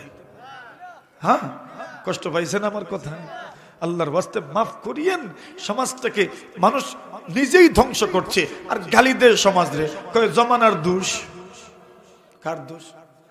জমানা কার নাম? মাশাআল্লাহ, হ্যাঁ, জমানা কার নাম? আল্লাহর নাম। আল্লাহ বলেন মানুষ জমানাকে গালি দেয়, আরে আমিই তো জমানা। সুবহানাল্লাহ বলেন। আল্লাহ বলেন মানুষ জমানাকে কয় জমানা খারাপ। কে বলছে জমানা খারাপ? করি তো আমরা। 24 ঘন্টার থেকে কমে গেছে মনে হয়, দিনে 12 মাস থেকে কমছে মনে হয় 1 মাস। তো কিছুই তো কমে নাই। 60 সেকেন্ডে এখনো তো আপনার মিনিট হয়, আর 60 মিনিটে এখনো তো ঘন্টা হয়। এরপরে জমানাকে গালি দেন কেন? দোষ জমানার না আমাদের? আমাদের দোষ। আল্লাহ রাসূল বলেন মানুষ জমানাকে গালি দেয়, বলছেন আরে জমানার তো কোনো দোষ নাই, দোষ তো হইল আমাদের, আমরাই খারাপ।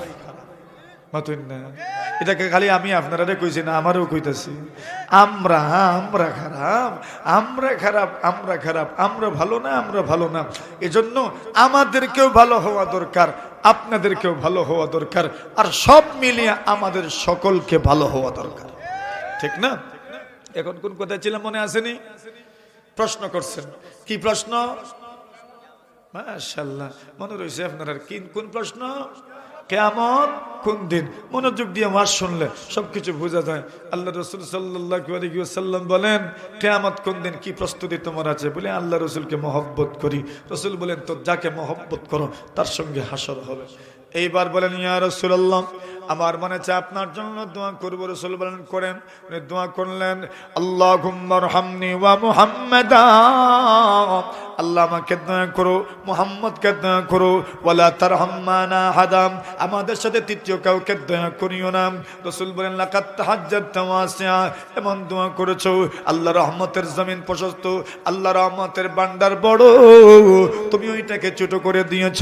এইবার সাহাবী বলেন ইয়া রাসূলুল্লাহ ঠিক আছে এইভাবে দোয়া করব না। একটু দূরে গেলেন, আর একটু দূরে গিয়েই মসজিদের মধ্যেই পেশাব করে দিয়েছেন। নাউজুবিল্লাহ বলেন। এখন আচ্ছা কোন কেউ যদি মসজিদে পেশাব উসাব করে তো মাতুন আপনারা কিলোর আলী কত হইব? সাইরা না মানে আরো কমে মিলবো, কোনো দাম ওই লাগতো না, সবাই কি লইব, ঠিক না? এখন সাহাবায়ে কেরাম তো আপনার রেগে আগুন, আরে তুমি মসজিদে পেশাব করে দিলে। আল্লাহ রাসূল বললেন আরে একটু থামো তো, এরে এত জোরে জোরে ধমক দিও না।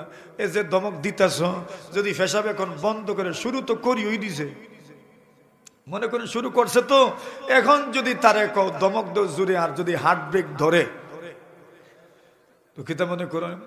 গাড়ি যদি খুব দ্রুত গতিতে থাকে আর হার্ট ব্রেক ধরে তো অ্যাক্সিডেন্ট হয়নি না? না, এখন যদি এই ব্যক্তি হার্ট ব্রেক ধরে তো কি তৈব, অ্যাক্সিডেন্ট হইব, মানে রোগ হইব। আর যদি হার্ট ব্রেক ধরে না, স্লো ব্রেক ধরে, তো এখন তো এক জায়গা ধরে মাথুন না, আস্তা মসজিদ ভরবনি না। রাসূল বলেন বাদ দেও, ধমক দিও না, ডাইকে আনলেন খাসে। সুবহানাল্লাহ বলেন। দাওয়াত কেমনে দিবেন দেখেন, দাওয়াত কেমনে দিবেন, সৎ কাজের আদেশ করবেন কেমনে। কেউ যদি কোনো খারাপ কাজ করে বুঝে না বুঝে, তাকে আপনি বুঝাইবেন কেমনে দেখেন রাসূল কেমনে বুঝাচ্ছেন। রাসূল সাল্লাল্লাহু আলাইহি ওয়াসাল্লাম ডাইকে আনলেন, বলেন ইন্না হাযিহিল মাসাজিদ লা তাসলুহু লিশাইইন মিনাল বাউলি ওয়াল কাদির। আল্লাহ রাসূল সাল্লাল্লাহু আলাইহি ওয়াসাল্লাম দেখে আনলেন, কাছে বসাইলেন, পাশে বসাইলেন। পাশে বসানোর পরে বললেন সাহাবীরে আমার, এগুলো আল্লাহর ঘর মসজিদ, এগুলো আল্লাহর ঘর মসজিদ, আল্লাহর ঘর মসজিদ। আরে কার ঘর, কার ঘর বলেন, কার ঘর? ওই কথাটা বলার মধ্যে একটা মহব্বত আছে না নাই? আরে আল্লাহ বলেন ইন্না হাযিহিল মাসাজিদ, এই সমস্ত মাসাজিদ, মসজিদগুলো কেন বানানো হয়েছে, কেন বানানো হয়েছে? আল্লাহ পরওয়ারদিগারে আলম বলেন মসজিদগুলো বানানো হয়েছে নামাজের জন্য, জিকিরের জন্য, আল্লাহকে ডাকার জন্য। ওই নামাজ মসজিদগুলো শুধু আল্লাহকে ডাকা হবে, আল্লাহর জিকির করা হবে, নামাজ পড়া হবে। আল্লাহর জিকিরের মাধ্যমে আল্লাহর ঘর মসজিদগুলো গুঞ্জরিত হবে, আল্লাহর জিকিরের মাধ্যমে আল্লাহর ঘর মসজিদ সবসময় আবাদ থাকবে। এই জন্য মসজিদ, আল্লাহ রাসূল বলেন ওরে সাহাবী আমার শোনো, ইন্না হাযিহিল মাসাজিদ, এই সমস্ত মসজিদ কার ঘর? জোরে আল্লাহর ঘর মসজিদ। ওই সমস্ত মসজিদের মধ্যে পেশাব করা জায়েজ নয়, ওই সমস্ত মসজিদের মধ্যে ময়লা আবর্জনা ফেলা জায়েজ নয়, ওই সমস্ত মসজিদের মধ্যে তুতু ফেলা জায়েজ নয়, মসজিদের মধ্যে তুতু ফেলা জায়েজ নয়, কাশ ফেলা জায়েজ নয়, নাকের ময়লা ফেলা জায়েজ নয়। আল্লাহ রাসূল সাল্লাল্লাহু আলাইহি ওয়াসাল্লাম বলেন সাহাবীরা রে, মসজিদের মধ্যে কেউ যেন তুতু না ফেলে। রাসূল সাল্লাল্লাহু আলাইহি ওয়াসাল্লাম বলেন লা ইয়াবযুকান্না আহাদুকুম ফিল মসজিদ, কেউ যেন মসজিদের মধ্যে তুতু না ফেলে, কেউ যেন মসজিদের মধ্যে তুতু না ফেলে, কেউ যেন মসজিদের মধ্যে তুতু না ফেলে। আল্লাহ রাসূল বলেন কেউ যদি তুতু ফেলেই দেয়, আল্লাহ রাসূল বলেন কাফারাতুহা দাফনুহা, আল্লাহ রাসূল বলেন ওইটাকে দাফন করে নেবেন। এখন দাফন করবেন কেমনে? মসজিদের মধ্যে তো টাইলস লাগানো, মসজিদের নিচ তো প্লাস্টার করা, মসজিদের নিচটা পাকা করা, কেমনে দাফন করবেন? আল্লাহ রাসূল বলেন তুমি ইটা মুছে নাও, টিস্যু যদি হাতে থাকে নিজে পরিষ্কার করে নাও। সুবহানাল্লাহ জোরে বলেন। আল্লাহ রাসূল সাল্লাল্লাহু আলাইহি ওয়াসাল্লাম একদিন মসজিদে ঢুকলেন, ফারাআ নাখামাতান ফি জিদারিল মসজিদ। আল্লাহ রাসূল তাকায় দেখেন মসজিদের মধ্যে তুতু লেগে আছে। পয়গম্বর আলাইহিস সালাতু ওয়াসসালাম এই পরিমাণ রাগান্বিত হলেন, এই পরিমাণ রাগান্বিত হলেন। আল্লাহ রাসূল বলেন আল্লাহর ঘর মসজিদে তুতু ফেলা যায় না, আল্লাহর ঘর মসজিদের মধ্যে কোনো বাধা কাটা ফেলা যায় না, আল্লাহর ঘর মসজিদের মধ্যে কোনো ধরনের খড়কুটা ফেলা যাবে না, আল্লাহর ঘর মসজিদে নুক ফেলবেন না, আল্লাহর ঘর মসজিদের মধ্যে তুতু ফেলবেন না, আল্লাহর ঘর মসজিদে পকেট ঝাড়বেন না, আল্লাহর ঘর মসজিদের মধ্যে মসজিদে ঢুকেছেন পকেটের মধ্যে ফান একটা লইছিলেন, এইবার ফান থেকে সুনো ফোরছে ফেকেটো, জর্দা ফোরছে ফেকেটো, এখন জারার জায়গা মসজিদ। আরে রাসূল বলছেন তুমি মসজিদে যেতে পারবা না, ইন্না হাযিহিল মাসাজিদ লা তাসলুহু লিশাইইন মিনাল বাউলি ওয়াল কাদির। আল্লাহ রাসূল বলেন মসজিদ আল্লাহর ঘর, ওইখানে পেশাব করা যাবে না, খড়কুটা ফেলা যাবে না, ময়লা আবর্জনা ফেলা যাবে না। আল্লাহ রাসূল সাল্লাল্লাহু আলাইহি ওয়াসাল্লামের সাহাবী বলেন ইয়া রাসূলুল্লাহ, ওগো নবীজি এইবার বুঝতে পেরেছি, এইবার বুঝতে পেরেছি, আগামীতে জীবনেও এমন হবে না। সুবহানাল্লাহ। সাহাবী বুঝে নিলেন। এইবার রাসূল সাল্লাল্লাহু আলাইহি ওয়াসাল্লাম বাকিদেরকে বললেন ও সাহাবীরা আমার, তোমরা পানি নিয়ে আসো, পানি নিয়ে আসো, পানি নিয়ে আসো। রাসূল সাল্লাল্লাহু আলাইহি ওয়াসাল্লাম এইবার পানি ঢেলে দিলেন, পরিষ্কার হয়ে গেল, পরিষ্কার হয়ে গেল, এবার পাক হয়ে গেছে। কিন্তু জমিন পাক করার জন্য শুধু দৌত করা জরুরি নয়, জমিনে যদি কেউ পেশাব করে আর যদি শুকায়া যায় সাথে সাথেই পাক হয়ে যাবে। সুবহানাল্লাহ বলেন। কি হয়ে যাবে? পাক হয়ে যাবে, শুকাইলেই পাক হয়ে যাবে, নাই কিচ্ছু, শুকাইলেই পাক। পেশাব করছে কেউ, জমিন শুকায় গেছে, পাক হয়ে যাবে। সুবহানাল্লাহ জোরে বলেন।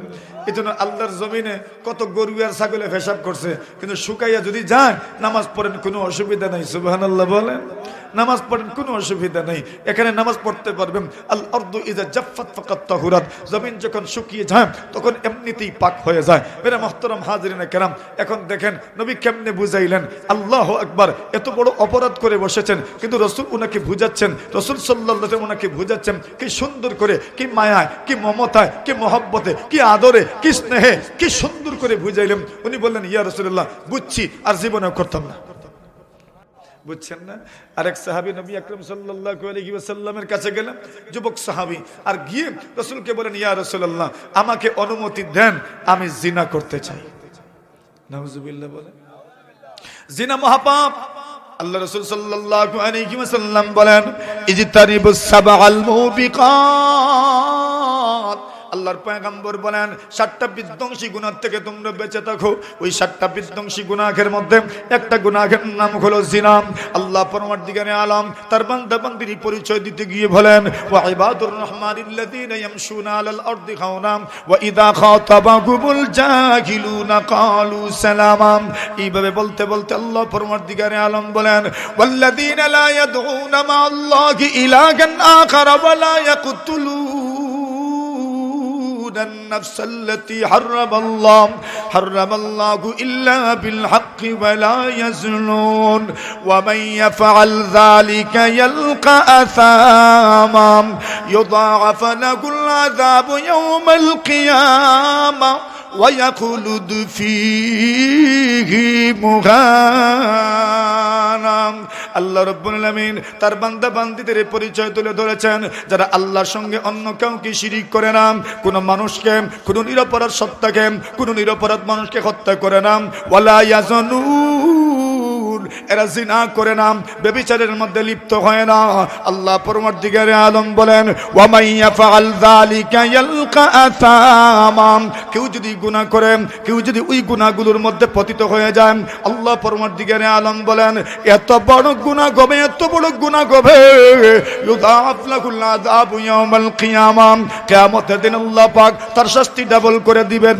ওয়া ইয়াখলুদু ফীহি মুগানা, এবং চিরস্থায়ী লাঞ্ছনার মধ্যে পড়ে যাবে।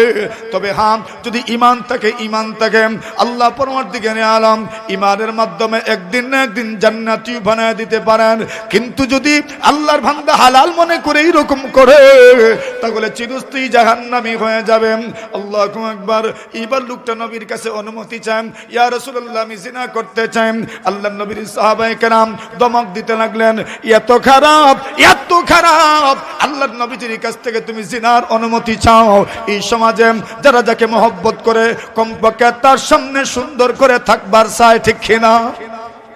এমন কথাও বলে না যে এই কথার কারণে তার ইজ্জত কমে, তার ইজ্জত নষ্ট হয়, এমন কথাও বলে না। দেখছেন না কত মানুষ দেখবেন মাঝে মাঝে হাঁটুর উপরে লুঙ্গি পড়ে, কিন্তু কোনো হুজুরের দেখার পরে আস্তে আস্তে লামাই দেয়, মাথায় না হয় না এরকম এলামটি এমন ভাবে বাঁধে, হুজুরের দেখার পরে আস্তে আস্তে এমন ভাবে ছাড়ে, বোঝা গেছে আর জীবনে মনে এটা করতো না। আছে না নাই? আল্লাহর বান্দা ইজ্জত দিছে, আপনাকে ইজ্জত দিছে, সম্মান দিছে, আপনাকে ইজ্জত দিল, সম্মান দিল, আপনাকে বুঝাইলো, তাহলে ওই মানুষের সম্মান রক্ষা করার দরকার আছে না নাই? মা থইন না আপনারা, বুঝরানি আমার কথা আপনারা। এখন সম্মান কেমনে দিবেন? আল্লাহু আকবার। রাসূল আকরাম সাল্লাল্লাহু আলাইহি ওয়াসাল্লাম এইবার ওই লোকটা যখন নবীজির কাছে জিনার অনুমতি চাইছে, সাহাবায়ে কেরাম তো শুরু করছেন ধমক দেওয়া। আল্লাহু আকবার। নবীর সাহাবায়ে কেরাম তো নবীজির শানের সাথে কেউ বেয়াদবি করবে এটা সহ্য করতে পারেন না। এক সাহাবী নবী আলাইহিস সালাতু ওয়াস সালামের গায়ে দেখছেন সুন্দর একটা পোশাক, নবীজি মাঝে মধ্যে কেউ সুন্দর পোশাক দিলে ওইটা পরতেন। নবীজি সুন্দর একটা পোশাক পরেছেন, আর ওই পোশাক পরে কোন প্রতিনিধি দল আসলে, কোন দেশের প্রতিনিধি আসলে এদের সাথে সাক্ষাৎ করতেন, এদের সাথে রাসূল দেখা করতেন। এখন এত সুন্দর জামা দেখতে সুন্দর লাগে, নবীজিকে ওই সাহাবী বলেন ইয়া রাসূলুল্লাহ জামাটা তো দেখতে সুন্দর, যদি আমারে দিতেন। সুবহানাল্লাহ। কোন আর নবীর একটা অভ্যাস, লা ইয়ারুদ্দু সাইলা, আল্লাহ নবী কোন প্রার্থীকে কখনো ফেরত দেন না। কেউ যখন কিছু চায় আল্লাহ রাসূল তাকে ফিরিয়ে দেন না, তার চাওয়া পূরণ করেন। এইবার উনি প্রশ্ন বলেছেন ইয়া রাসূলুল্লাহ যদি ওই সুন্দর জামাটা আমাকে দিয়ে দিতেন। সুবহানাল্লাহ। সাহাবায়ে কেরাম বলেন, আরে কি করলি তুই? সর্বনাশ করলি তুই। দেখছিস রাসূল সাল্লাল্লাহু আলাইহি ওয়াসাল্লামের দরকারও, রাসূলের জামাও নাই, জামা পোশাকের ব্যবস্থা নাই। রাসূলুল্লাহ এই জামাটা কি পরিমাণ হাজতমন্দ হয়ে পরিধান করেছেন, রাসূলের দরকার, এটা দেখার পরেও তুমি রাসূলের কাছে চেয়ে বসলে, এটা কি একটা কথা হইল? সুবহানাল্লাহ। সাহাবায়ে কেরাম ধমক দেওয়া শুরু করছেন।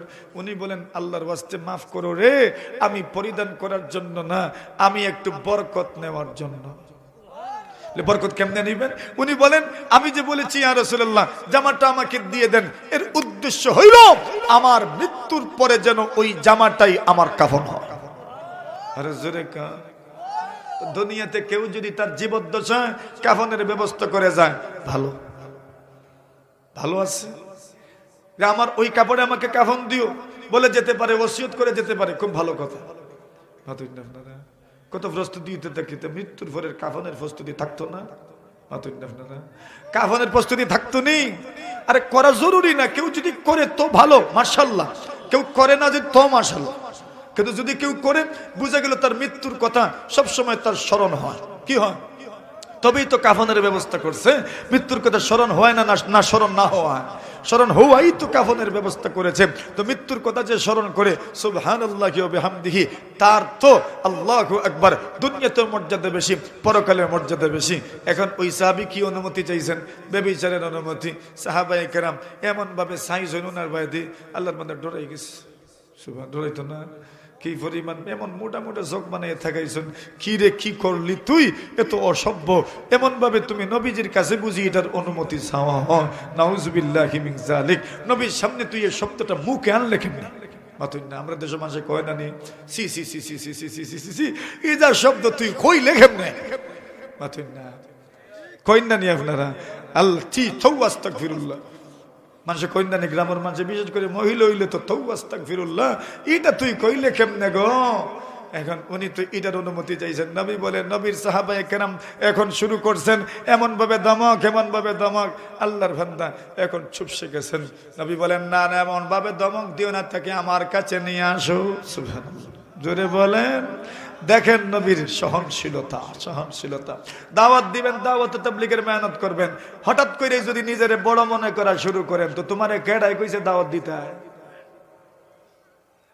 দাওয়াতের মেহনত করো, আর নিজেরে যদি সবসময় বড় মনে করো, তোমার দরকার নাই, অন্য কাজ করো। তো নিজেরে যদি সবসময় বড় বড় ভাব থেকে 2-4 রাকাত নামাজ তুমি পড়ো, আমার কথা আমি বলছি, আমি 2-4 রাকাত নামাজ হয়তো পড়ি, আর কেউ হয়তো আমি 3 রাকাত পড়ি, কেউ হয়তো 2 রাকাত পড়ে, আমি হয়তো 3 ওয়াক্ত পড়ি, কেউ 2 ওয়াক্ত পড়ে। তো আমার মনে মনে এত 2 ওয়াক্ত পড়ে, তার থেকে আমি 1 ওয়াক্ত বেশি পড়ি, আমার মাথা উঁচা। কেন?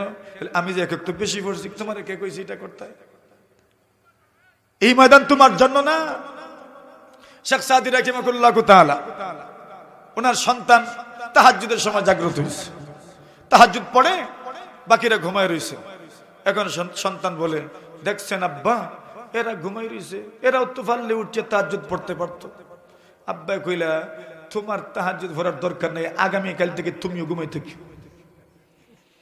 সুবহানাল্লাহ বলেন। বললেন, তোমার চেয়ে এরা ভালো। কেন? তুমি তাহাজ্জুদ পড়ে চটে, কিন্তু সমালোচনা গীবতের গুনাহ করছো, এরা তো গীবতের গুনাহ করে নাই। সুবহানাল্লাহ বলেন। কি দরকার তোমার সমালোচনা করা?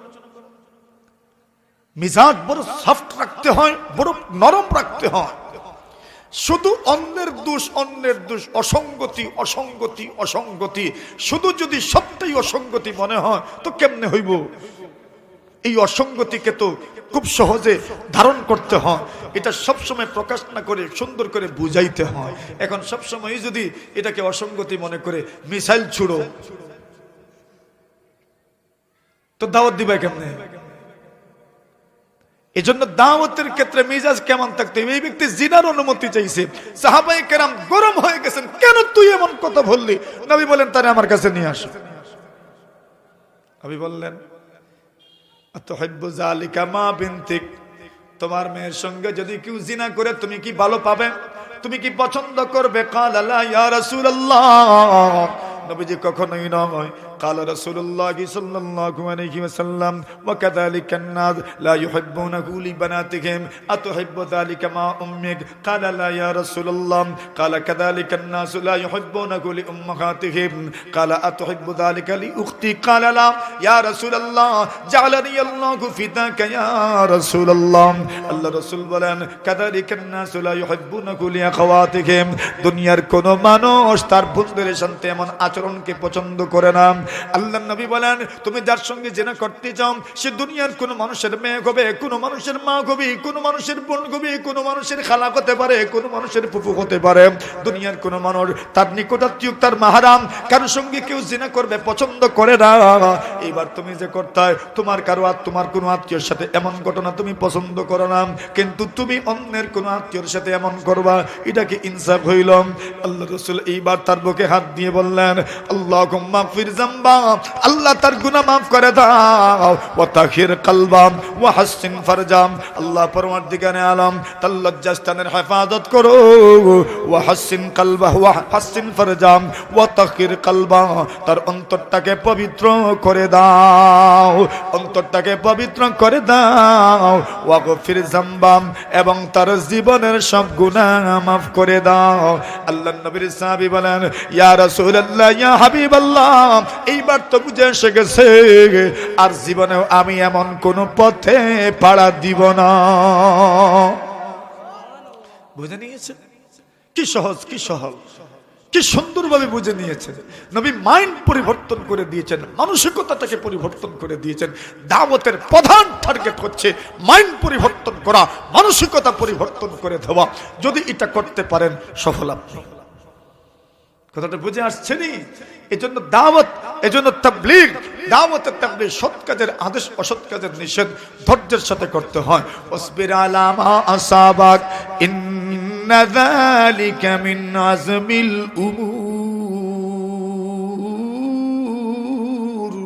আল্লাহ বলেন যখন তুমি দাওয়াতের কাজ করতে যাইবে মানুষ তোমাকে দেখবে আর বলবে দেখছো রে মূল্য হয়ে গেছে এখন একজন নতুন নতুন নামাজ পড়ে মনে করেন কইব কিতারে মূল্য হয়ে গেছে নি এখন দেখেন বন্ধুও কয় ঠাট্টা করে আল্লাহ বলছেন এই লাইনে আসলেই ঠাট্টা করবো মানুষ তুমি ওই ঠাট্টাকে বিদ্রুপকে মাথায় নিও না এখন কেমনে কি করবেন তো তোমারে ফিমেল যারা আছে এরা তোমারে দেখে সমালোচনা করবে বলছেন চিন্তা করিও না আল্লাহর উপর ভরসা রাখো কাজ চালিয়ে যাও এটা তোমার শক্ত ঈমানের পরিচয় জোরে কয় ধৈর্য যদি ধরতে পারো কি জাতি ঈমানের পরিচয় শক্ত ঈমানের পরিচয় শক্ত ঈমানের পরিচয় এইভাবে যদি ঈমানটাকে মজবুত করতে পারেন দাওয়াতের লাইনে ইনশাআল্লাহুল আজিজ সমাজের পরিবর্তন হবেই হবে নিজেকে বড় মনে করে নয় এদের ভাই হয়ে যাবে এদের বন্ধু হয়ে যাবে নিজেকে বড় মনে করবেন না নিজেকেও ছোট মনে করবেন নিজের দোষের দিকে খেয়াল দিবেন নিজের অপরাধগুলোর দিকে খেয়াল রাখবেন নিজের অপরাধগুলোকে স্মরণ রাখবেন ইনশাআল্লাহুল আজিজ আপনার মাধ্যমেই সমাজ পরিবর্তন হবে আর যদি নিজেকে সবসময় উপরে রাখতে চান বড় মনে করতে চান তো খালি আঙ্গুল বুঝলেন আমার মা তুতিতা খালি আঙ্গুল তুললাম অমুক ওইটা ওইটা ঠিক না ওইটা ঠিক না ওইটা ঠিক না আরে মিয়া তোমার দিকে কয়টা তিনটাই তো তোমার দিকে আর একটা আমার দিকে এখন তোমার আঙ্গুলে কয় মিয়া তুমি আগে ঠিক হো তুমি আগে ঠিক হো আর আমি কই তুমি ঠিক হো তুমি ঠিক হো না তো সবার ঠিক হওয়ার দরকার নেই হ্যাঁ আল্লাহ বলেন আল্লাহ রাসূল বলেন ওয়াল্লাযী নাফসু মুহাম্মাদিন বিয়াদিহি যার হাতে আমার যার দস্তে কুদরতে আমার জান যার নিয়ন্ত্রণে আমার জান তার কসম করেছেন কার নিয়ন্ত্রণে আল্লাহ ওই কসম ওয়াল্লাযী নাফসি বিয়াদিহি আল্লাহ রাসূল বলেন আল্লাহর কসম করে বলি লা তা'মুরুন্না বিল মারুফ ওয়া লা তানহাউন্না আনিল মুনকার তোমরা মানুষকে সৎ কাজের আদেশ দাও অসৎ কাজ থেকে নিষেধ করো যদি করো আলহামদুলিল্লাহ যদি করো না আওলা ইউশিকান্নাল্লাহু আইয়াবাতা আলাইকুম ইকাবাম মিনহু থুম্মা তাদউনাহু ফালা ইউস্তাজাবু লাকুম আল্লাহ রাসূল বলেন যদি সৎ কাজের আদেশ করো না অসৎ কাজ থেকে যদি নিষেধ করো না আল্লাহ রাসূল সাল্লাল্লাহু আলাইহি ওয়াসাল্লাম বলেন অনতি বিলম্বে আল্লাহ পরমদিগারে আলম আসমান থেকে তোমাদেরকে আযাব দিবেন আযাব দিবেন সুম্মা ওয়া তাদউনাহু ফালা ইউস্তাজাবু লাকুম, আল্লাহর কাছে দোয়া করবেন কিন্তু কোনো দোয়া কবুল হবে না। নাউজুবিল্লাহ।